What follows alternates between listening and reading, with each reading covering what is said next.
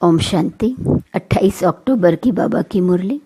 मीठे बच्चे, सतगुरु की पहली श्रीमत है, देही अभिमानी बनो, देह अभिमान छोड़ दो। प्रश्न, इस समय तुम बच्चे कोई भी इच्छा व चाहना नहीं रख सकते हो, क्यों? उत्तर, क्योंकि तुम सब वानप्रस्थी हो। तुम जानते हो, इन आँखों से जो कुछ देखते हैं वह विनाश होना है। अब तुम्हें कुछ भी नहीं चाहिए, बिल्कुल बेघर बनना है। अगर ऐसी कोई ऊंची चीज़ पहनेंगे तो खींचेंगी, फिर देह अभिमान में फंसते रहेंगे। इसमें ही मेहनत है। जब मेहनत कर पूरे देही अभिमानी बनो, तब विश्व की बादशाही मिलेंगी। ओम शांति। यह 15 मिनट व आधा घंटा बच्चे बैठे हैं। बाबा भी 15 मिनट बिठाते हैं कि अपने को आत्मा समझ बाप को याद करो। यह शिक्षा एक ही बार मिलती है, फिर कभी नहीं मिलेंगी। सतयुग में ऐसे नहीं कहेंगे कि आत्मा अभिमानी हो बैठो। यह एक ही सतगुरु कहते हैं। उनके लिए कहा जाता है, एक सतगुरु तारे, बाकी सब डुबोए। यहाँ बाप तुमको देही अभिमानी बनाते हैं, खुद भी देही है ना। समझाने के लिए कहते हैं, मैं तुम सभी आत्माओं का बाप हूँ। उनको तो देही बन बाप को याद नहीं करना है। याद भी वही करेंगे जो आदि सनातन देवी देवता धर्म के भांति होंगे। भांति तो बहुत होते हैं ना, नंबरवार पुरुषार्थ अनुसार। यह बात बड़ी समझने और समझाने की है। परमपिता परमात्मा तुम सबका बाप भी है और फिर नॉलेजफुल भी है। आत्मा में ही नॉलेज रहती है ना। तुम्हारी आत्मा संस्कार ले जाती है। बाप में तो पहले से ही संस्कार हैं। वह बाप हैं, यह तो सब मानते भी हैं। फिर दूसरी उसमें खूबी है जो उसमें ओरिजिनल नॉलेज है, बीज रूप है। जैसे बाप तुमको बैठ समझाते हैं, तुमको फिर औरों को समझाना है। बाप मनुष्य सृष्टि का बीज रूप है, फिर वह सत है, चैतन्य है, नॉलेजफुल है। उनको इस सारे झाड़ की नॉलेज है, और कोई को भी इस झाड़ की नॉलेज है नहीं। इनका बीज है बाप, जिसको परमपिता परमात्मा कहा जाता है। जैसे आम का झाड़ है तो उनका क्रिएटर बीज को कहेंगे ना। वह जैसे बाप हो गया, परंतु वह जड़ है। अगर चैतन्य होता तो उनको मालूम रहता ना, मेरे से झाड़ सारा कैसे निकलता है। परंतु वह जड़ है, उसका बीज नीचे बोया जाता है। यह तो है चैतन्य बीज रूप, यह ऊपर रहते हैं। तुम भी मास्टर बीज रूप बनते हो। बाप से तुमको नॉलेज मिलती है, वह है ऊंचते ऊंच। पद भी तुम ऊंच पाते हो। स्वर्ग में भी ऊंच पद चाहिए ना, यह मनुष्य नहीं समझते हैं। स्वर्ग में देवी देवताओं की राजधानी है। राजधानी में राजा रानी, प्रजा, गरीब, साहूकार आदि, यह सब कैसे बने होंगे? अभी तुम जानते हो आदि सनातन देवी देवता धर्म की स्थापना कैसे हो रही है। कौन करते हैं? भगवान। बाप फिर कहते हैं, बच्चे जो कुछ होता है ड्रामा के प्लान अनुसार, सब ड्रामा के वश हैं। बाप भी कहते हैं, मैं ड्रामा के वश हूँ। मेरे को भी पार्ट मिला हुआ है, वही पार्ट बजाता हूँ। वह है सुप्रीम आत्मा। उनको सुप्रीम फादर कहा जाता है। और तो सबको कहा जाता है ब्रदर्स, और कोई को फादर, टीचर, गुरु नहीं कहा जाता है। वह सबका सुप्रीम बाप भी है, टीचर, सतगुरु भी हैं। यह बातें भूलनी नहीं चाहिए, परंतु बच्चे भूल जाते हैं, क्योंकि नंबरवार पुरुषार्थ अनुसार राजधानी स्थापन हो रही है। हर एक जैसे पुरुषार्थ करते हैं, वह जट स्थूल में भी मालूम पड़ जाता है। यह बाप को याद करते हैं व नहीं, देही अभिमानी बने हैं व नहीं, यह नॉलेज में तीखा है, एक्टिविटी से समझा जाता है। बाप कोई को कुछ डायरेक्ट कहते नहीं हैं, फंक न हो जाए, अफसोस में न पड़ जाए कि ये बाबा ने क्या कहा और सब क्या कहेंगे। बाप बता सकते हैं कि फलाने फलाने कैसी सर्विस करते हैं, सारा सर्विस पर मदार है। बाप भी आकर सर्विस करते हैं ना। बच्चों को ही बाप को याद करना है। याद की सब्जेक्ट ही डिफ़िकल्ट है। बाप योग और नॉलेज सिखाते हैं। नॉलेज तो बहुत सहज है, बाकी याद में ही फेल होते हैं। देह अभिमान आ जाता है, फिर यह चाहिए, यह अच्छी चीज़ चाहिए, ऐसे ऐसे ख्यालात आते हैं। बाप कहते हैं यहाँ तो तुम वनवास में हो ना, तुमको तो अब वानप्रस्थ में जाना है, फिर कोई भी ऐसी चीज़ नहीं पहन सकते हैं। अगर ऐसी कोई दुनियावी चीज़ होंगी तो खींचेंगी, शरीर भी खींचेगा। घड़ी घड़ी दे अभिमान में ले आते हैं। इसमें है मेहनत। मेहनत बिगर विश्व की बादशाही थोड़ी मिल सकती है। मेहनत भी नंबरवार पुरुषार्थ अनुसार कल्प कल्प करते आए हो, करते रहते हो, रिजल्ट प्रत्यक्ष होती जाएंगी। स्कूल में भी नंबरवार ट्रांसफ़र होते हैं। टीचर समझ जाते हैं फलाने ने अच्छी मेहनत की है, इनको पढ़ाने का शौक़ है, फीलिंग आती है। उसमें तो एक क्लास से ट्रांसफ़र हो दूसरे में, फिर तीसरे में आ जाते हैं। यहाँ तो एक ही बार पढ़ना है। आगे चल जितना तुम नज़दीक आते जाएंगे उतना सब मालूम पड़ता जाएगा। यह बहुत मेहनत करनी है, ज़रूर ऊंच पद पाएंगे। यह तो जानते हैं कोई राजा रानी बनते हैं, कोई क्या बनते हैं, कोई क्या बनते हैं। प्रजा भी तो बहुत बनती है, सारा एक्टिविटी से मालूम पड़ता है। यद्य अभिमान में कितना रहते हैं, इनका कितना लव है बाप से। बाप के साथ ही लव चाहिए ना, भाई भाई का नहीं। भाइयों के लव से कुछ मिलता नहीं है। वर्षा सबको एक बाप से मिलना है। बाप कहते हैं बच्चे, अपने को आत्मा समझ मुझे याद करो तो तुम्हारे पाप कट जाए। मूल बात ही यह है। याद से ताकत आएंगी, दिन प्रतिदिन बैटरी बढ़ती जाएंगी, क्योंकि ज्ञान की धारणा होती जाती है ना, तीर लगता जाता है। दिन प्रतिदिन तुम्हारी उन्नति नंबरवार पुरुषार्थ अनुसार होती रहती है। यह एक ही बाप टीचर सतगुरु है जो देही अभिमानी बनने की शिक्षा देते हैं, और कोई दे न सके। और तो सब है देह अभिमानी। आत्म अभिमानी की नॉलेज कोई को मिलती ही नहीं। कोई मनुष्य बाप टीचर गुरु हो न सके। हर एक अपना अपना पार्ट बजा रहे हैं। तुम साक्षी हो, देखते हो। सारा नाटक तुमको साक्षी हो देखना है, एक्ट भी करना है। बाप क्रिएटर, डायरेक्टर, एक्टर हैं। शिव बाबा आकर एक्ट करते हैं। सबका बाप है ना। बच्चे अथवा बच्चियां सबको आकर वर्षा देते हैं। एक बाप है, बाकी सब है आत्माएं भाई भाई।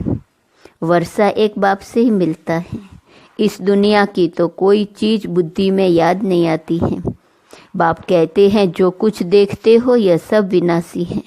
अभी तो तुमको घर जाना है। वो लोग ब्रह्म को याद करते हैं, गोया घर को याद करते हैं। समझते हैं ब्रह्म में लीन हो जाएंगे। इसको कहा जाता है अज्ञान। मनुष्य मुक्ति, जीवन मुक्ति के लिए जो कुछ कहते हैं वह रोंग, जो कुछ युक्ति रचते हैं सब है रोंग। राइट रास्ता तो एक ही बाप बताते हैं।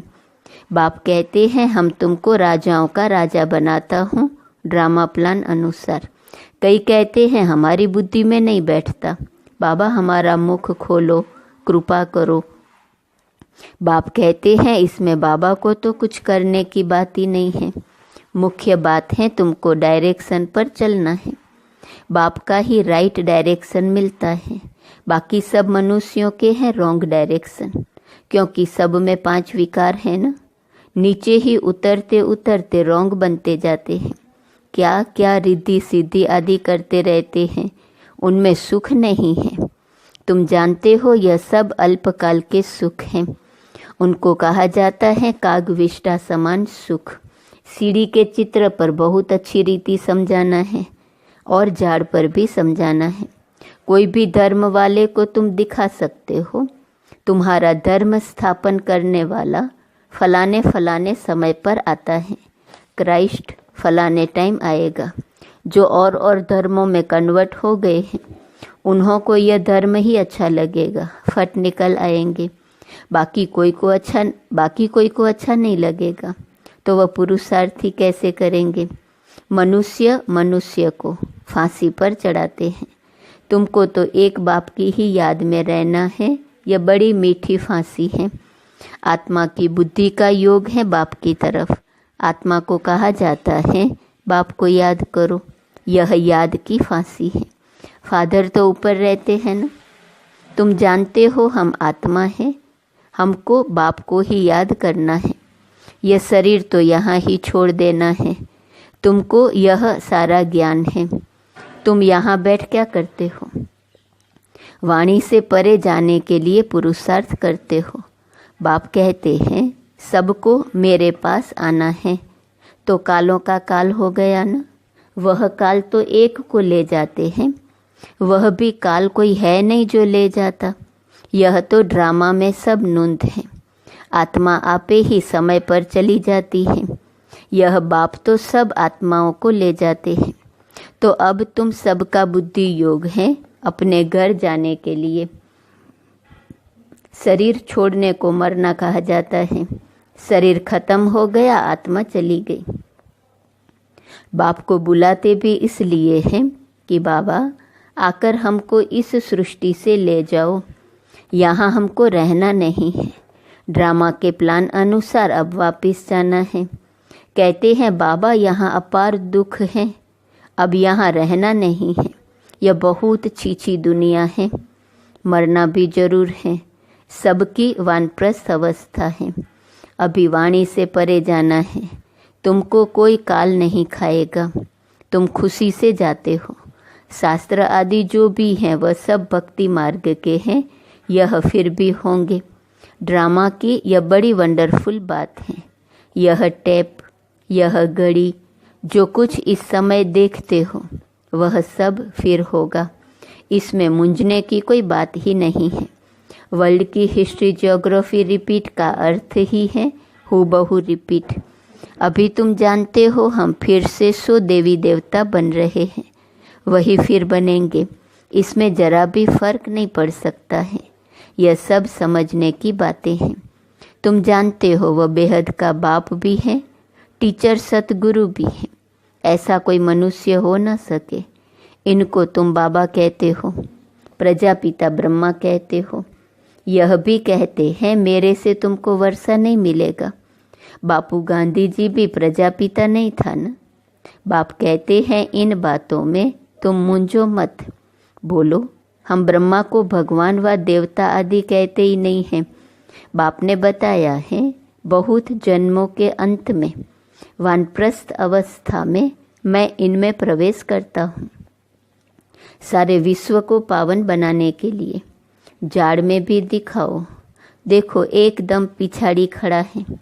अब तो सब तमो प्रधान जड़ जड़ीभूत अवस्था में है ना। यह भी तमो प्रधान में खड़े हैं, वही फीचर्स हैं। इसमें बाप प्रवेश कर इनका नाम ब्रह्मा रखते हैं। नहीं तो तुम बताओ ब्रह्मा नाम कहाँ से आया? यह है पतित, वह है पावन। वह पावन देवता ही फिर 84 जन्म ले पतित मनुष्य बनते हैं। यह मनुष्य से देवता बनने वाला है। मनुष्य को देवता बनाना यह बाप का ही काम है। यह सब बड़ी वंडरफुल समझने की बातें हैं। यह वह बनते हैं सेकंड में, फिर वह 84 जन्म ले यह बनते हैं। इनमें बाप प्रवेश कर बैठ पड़ाते हैं। तुम भी पढ़ते हो, इनका भी घराना है ना। लक्ष्मी नारायण राधे कृष्ण के मंदिर भी हैं, परंतु यह किसको भी पता नहीं है। राधे कृष्ण पहले पहले प्रिंस प्रिंसेस है, जो फिर लक्ष्मी नारायण बनते हैं। यह बेगर टू प्रिंस बनेंगे, प्रिंस सो बेगर बनते हैं। कितनी सहज बात है। 84 जन्मों की कहानी इन दोनों चित्रों में है। यह वह बनते हैं। युगल है इसलिए 4 भुजा देते हैं। प्रवृत्ति मार्ग है ना। एक सतगुरु ही तुम्हें पार ले जाते हैं। बाप कितना अच्छी रीति समझाते हैं। फिर दैवी गुण भी चाहिए। स्त्री के लिए पति से पूछो, वह स्त्री से पति के लिए पूछो तो झट बताएंगे इनमें यह खामियां हैं, इस बात में यह तंग करते हैं, या तो कहेंगे हम दोनों ठीक चलते हैं, कोई किसको तंग नहीं करते हैं, दोनों एक दो के मददगार साथी होकर चलते हैं, कोई एक दो को गिराने की कोशिश करते हैं। बाप कहते हैं इसमें स्वभाव को अच्छी रीति बदलना पड़ता है। यह सब है आसुरी स्वभाव, देवताओं का होता है दैवी स्वभाव। यह सब तुम जानते हो। असुरों और देवताओं की युद्ध लगी नहीं है। पुरानी दुनिया और नई दुनिया के आपस में मिल कैसे सकते हैं? बाप कहते हैं पास्ट बातें जो होकर गई हैं उनको बैठ लिखा है, उनको कहानियाँ कहेंगे। त्योहार आदि सब यहाँ के हैं, द्वापर से लेकर मनाते हैं, सतयुग में नहीं मनाए जाते। यह सब बुद्धि से समझने की बातें हैं। देह अभिमान के कारण बच्चे बहुत पॉइंट्स भूल जाते हैं। नॉलेज तो सहज है, 7 रोज में सारी नॉलेज धारण हो सकती है। पहले अटेंशन चाहिए याद की यात्रा पर। अच्छा, मीठे मीठे सिकिल दे बच्चों प्रति माता पिता बाप दादा का याद प्यार और गुड मॉर्निंग। रूहानी बाप की रूहानी बच्चों को नमस्ते, रूहानी बच्चों की रूहानी बाप को नमस्ते नमस्ते नमस्ते। धारणा के लिए मुख्य सार। पहली पॉइंट, इस बेहद नाटक में एक्ट करते हुए सारे नाटक को साक्षी होकर देखना है, इसमें मुंझना नहीं है। इस दुनिया की कोई भी चीज देखते हुए बुद्धि में याद न आए। दूसरी पॉइंट, अपने आसुरी स्वभाव को बदल दैवी स्वभाव धारण करना है। एक दो का मददगार होकर चलना है, किसी को तंग नहीं करना है। वरदान, स्वयं में सर्व शक्तियों को इमर्ज रूप में अनुभव करने वाले सर्व सिद्धि स्वरूप भव। लौकिक में किसी के पास किसी बात की शक्ति होती है, चाहे धन की, बुद्धि की, संबंध संपर्क की, तो उसे निश्चय रहता है यह क्या बड़ी बात है। वह शक्ति के आधार से सिद्धि प्राप्त कर लेते हैं। आपके पास तो सभी शक्तियां हैं। अविनाशी धन की शक्ति सदा साथ है, बुद्धि की भी शक्ति है, तो पोजीशन की भी शक्ति है। सर्व शक्तियाँ आप में हैं। इन्हें सिर्फ इमर्ज रूप में अनुभव करो तो समय पर विधि द्वारा सिद्धि प्राप्त कर सिद्धि स्वरूप बन जाएंगे। स्लोगन, मन को प्रभु की अमानत समझकर उसे सदा श्रेष्ठ कार्य में लगाओ। आज का स्वमान, मैं संतुष्ट आत्मा हूँ। अव्यक्त इशारे की पॉइंट 28 अक्टूबर। बाप को प्रत्यक्ष करने के लिए विशेष 2 बातें ध्यान में रखनी है। एक, सदा संस्कारों को मिलाने की यूनिटी। इसके लिए हर एक अपने को चेंज करे, समाने की शक्ति धारण करे तो दूसरों का संस्कार भी अवश्य शीतल हो जाएगा। दूसरा, संतुष्ट रहना है और सबको संतुष्ट करना है।